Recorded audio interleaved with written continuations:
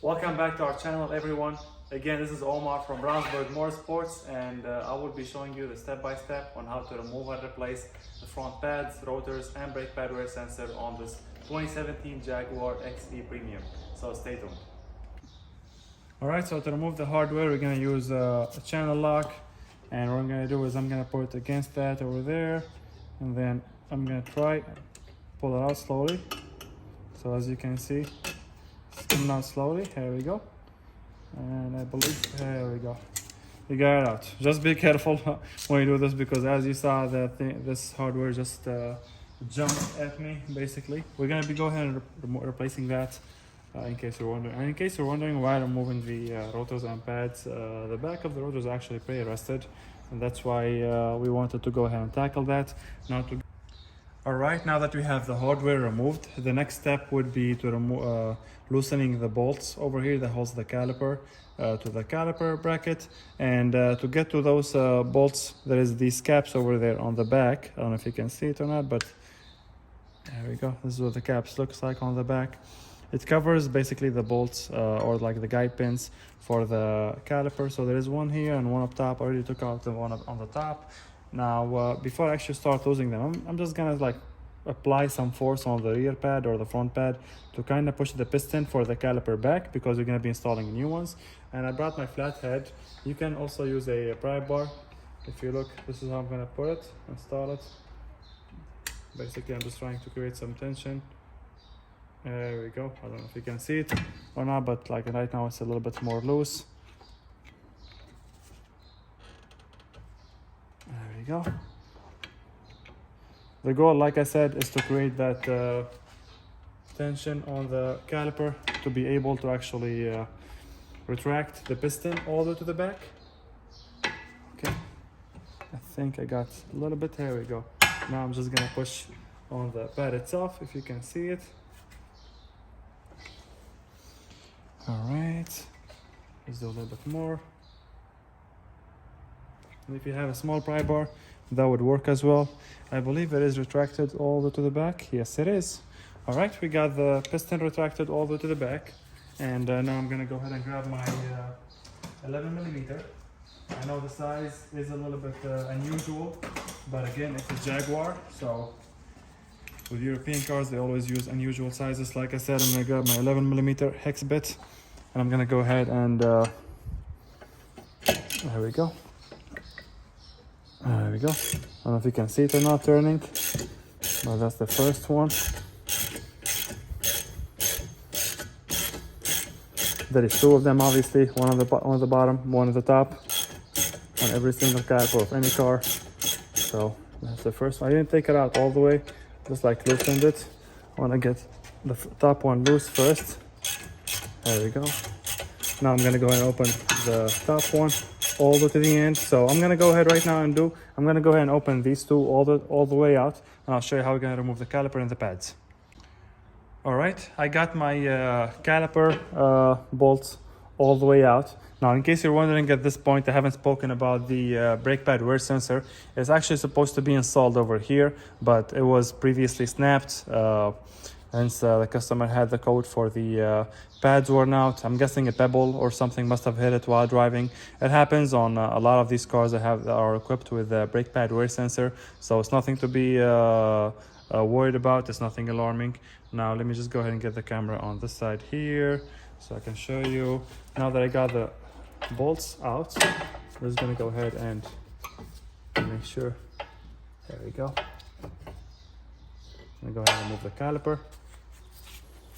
The pads, as you see, they are in good shape. It's just the rotor that is bad, and I recommend it for the customer. If you're gonna do the rotor, we will have to do the pads as well. So now that we have the caliper out, I'm gonna go ahead and just hang it there on my caliper S-hanger. And all right, we got the caliper out, we got the pads out. Now let's go ahead and move on to the caliper bolt. All right, now this is the back of the brakes, the back of the caliper. We have these two 15mm bolts that holds the caliper bracket to the spindle. I'm gonna go ahead and start opening them. If yours are seized, use some WD-40 or some PB blaster, let it sit for a little bit, and then take it out. So I'm gonna go ahead and remove this one and that one right there, and I'll show you what we're gonna be doing next. Alright, the next step after we remove the caliper bracket, we're gonna go ahead and remove the rotor. Now to get to the rotor, as you can see, it has this T50 torque bit screw on it. So I have my T50 socket. What I'm gonna do is I'm gonna get my T50 and my 1 pound hammer. Just gonna tap it a little bit. That will break any rust it will have.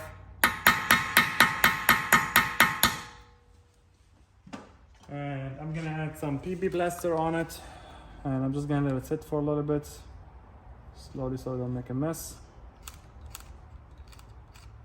There we go. I'm gonna let it sit for a little bit, and then I will show you how we're gonna do next. All right, it's been a few minutes since we sprayed the PB blaster. I have my torque 50 socket, my 3/8 ratchet, and I have not tried to open it yet, but what I'm gonna do is I'm gonna hold it pretty firm. There we go. And just try to, there we go. Kind of surprise the screw, if that makes sense. I don't know if you can hear the squealing, but that's basically the sound of the screw opening up. There we go. Be careful. Come on now, there we go. Yeah, the only way to get the screw out is some WD-40 and then trying to surprise the screw. Like just pull on the ratchet right away after you have the socket secure. Make sure you hold the socket and the ratchet from the top, so that way, like, you know, you don't lose control, and the sockets end up messing up the thread or the actual screw itself. Now what I'm gonna do is I have my 5 pound hammer. One tap here, one tap there, one tap there.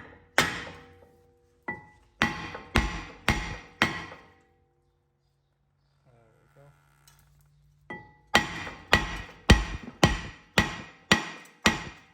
Alright, as you can see, I'm just gonna tap it a little bit here, a little bit there.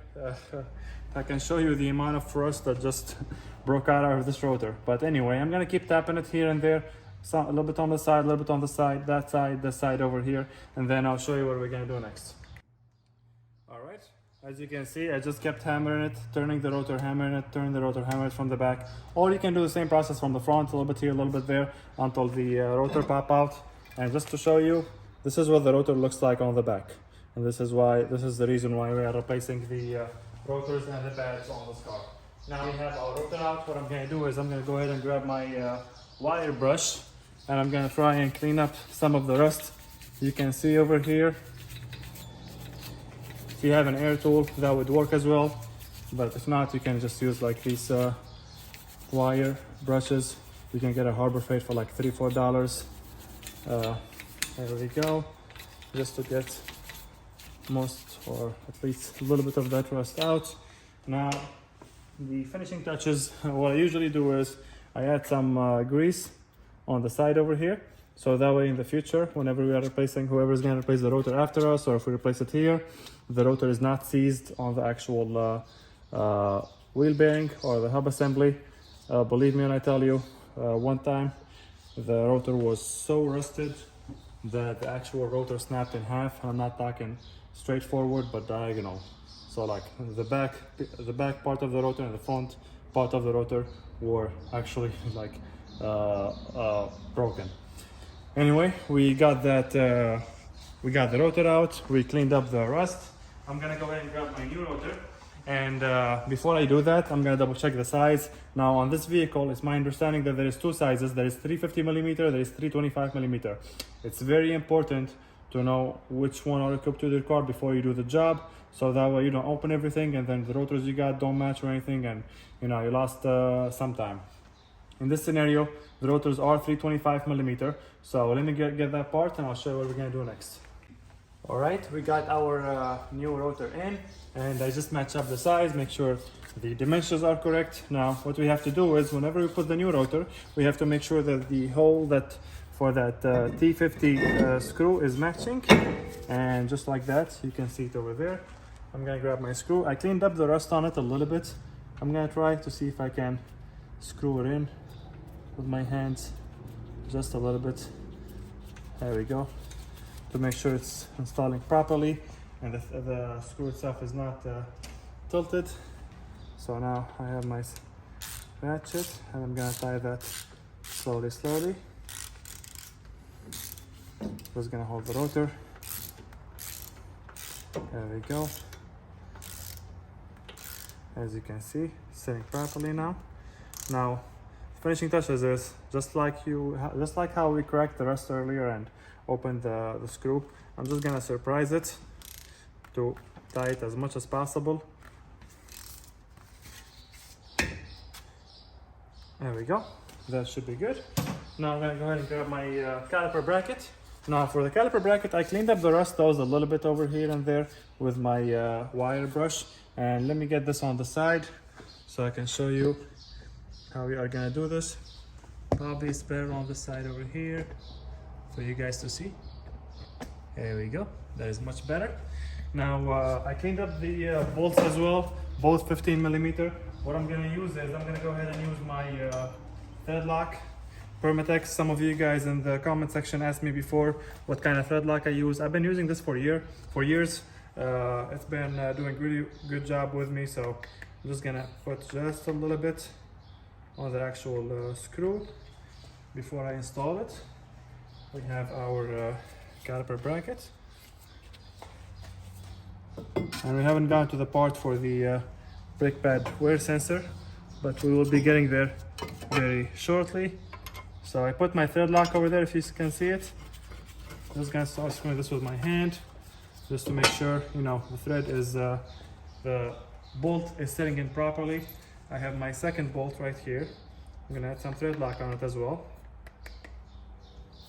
Permatex honestly is a really good brand. They have a lot of gasket makers and this kind of stuff that comes in pretty handy.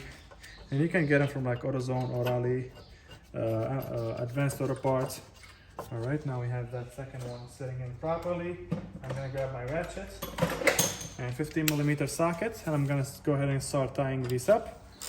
All right, so as you can see, it's going in smoothly. First one and second one. All right, I'm gonna go ahead and tie these up all the way in, and I'll show you what we're gonna do next. All right, we have our caliper bracket installed. Now I'm gonna go ahead and install our brake pads, and the brake pads from the front and the back are different. They are kind of like BMW and some European cars where they have that metal bracket on the back of the actual pad. So the one without is gonna go on the front. So before I put that on the front, I'm gonna go ahead and add some anti-seize on the edges over here, as well as in that corner over there. There we go. A little bit there, a little bit there. Not too much, just a little bit here and there to make sure that it sits properly and it does not seize on the actual caliper bracket. Now let me show you how we installed that. As you can see, I just set it in there perfectly. Now for the rear pad that goes on the caliper, let me go ahead and get the camera in position so I can show you. I have my brake pad right here. I got this brake pad kit from Advanced Auto Parts. They were actually the only place locally that have these in stock and for a really good price. And this is the platinum kind, which is much better than the standard or the basic one. So I have my caliper over there. I have my pad over here. I'm gonna go ahead and push those clamps into the caliper. But before I do that, I gotta push the clamp. I gotta push the brackets over here a little bit, so that way they fit. So not too much, just a little bit. There we go. I believe this should do the trick. I can actually, I'll probably install it like this while it's sitting there.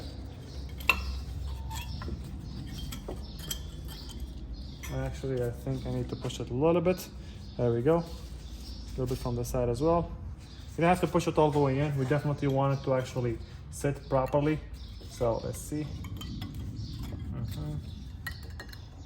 There we go. Sounds like it went in. As you can see, the pad is actually sitting on the caliper properly. Now I'm gonna add some grease, just like I did with the other one. Anti-seize grease, a lot of different people call it by different names. And then I'm gonna go ahead and sit it over there. It should sit on the caliper. There is those teeth over there that sits properly on it. And then we have our, let's make sure it's good. It is good. There we go. From the front here is good as well. I'm gonna go ahead and grab my 11mm hex bit socket. Let me get the camera in a better spot. This is gonna show you the bottom one. The upper one would be the same, but I'm just gonna go ahead and line that and start tying it. That's the first one. Okay, before I tie this all the way in, I'm gonna go ahead and do the same thing with the upper one. Perfect, they both went in perfectly. Now the next step would be I'm gonna go ahead and tie these all the way inside, all the way, and then I'm gonna put this cap back on and I'll show you how we're gonna remove and replace the brake pad wear sensor. So stay tuned. All right, we installed our caliper bracket bolts. We got everything sitting properly. The only thing left is our brake hardware for the front over here. So I'm gonna show you the only way I know that we can install this without getting injured, because these can be pretty dangerous when they snap. I just put it from the top a little bit there, and then from the bottom here. There we go. Then the last step.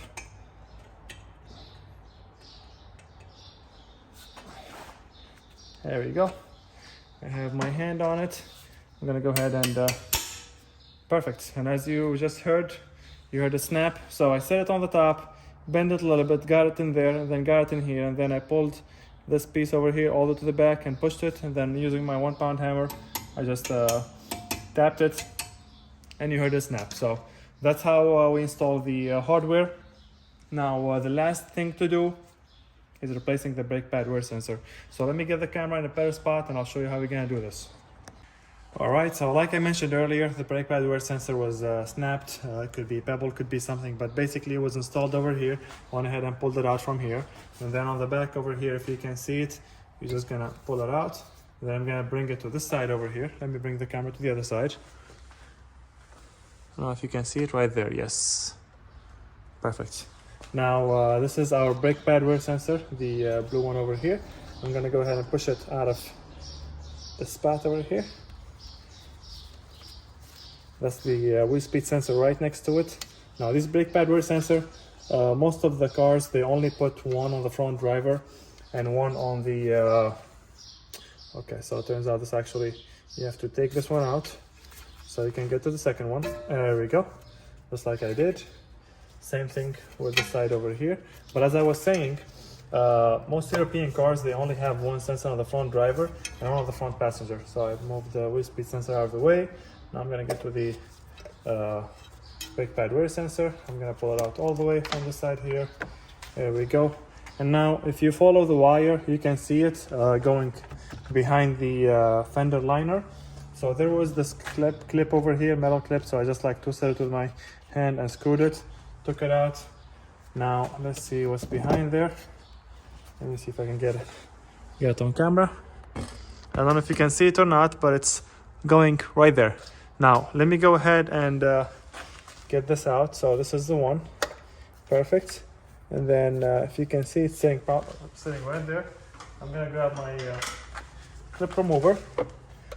I'm gonna go ahead and take it out. There we go. Now there we go. Now I got it down here so you guys could see it. This is the actual brake pad wear sensor connector. So I'm just gonna press on this tab over here, and just like that, it's out. Now this is the old one.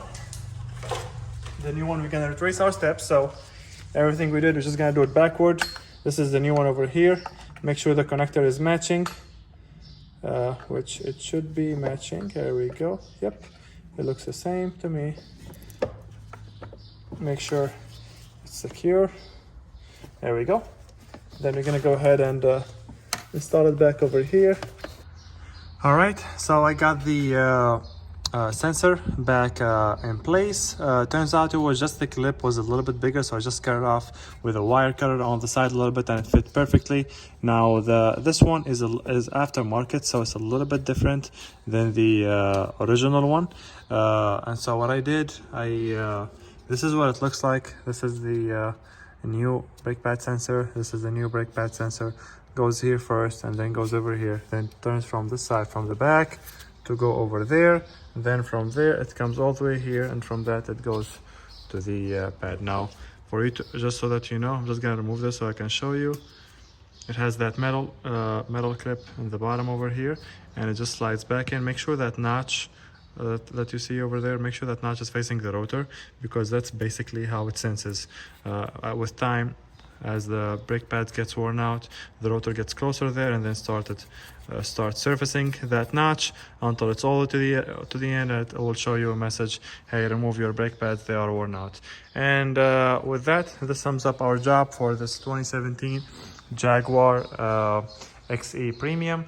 If this video was helpful, make sure you share, subscribe, and follow for more. If you have any question, feel free to reach out to us in the comment section below. If you have any requests or anything, just let us know. Anything you think we should improve on, please let us know. And like I mentioned earlier, I will drop the link in the description for all the parts used and for the thread lock. So thank you for watching.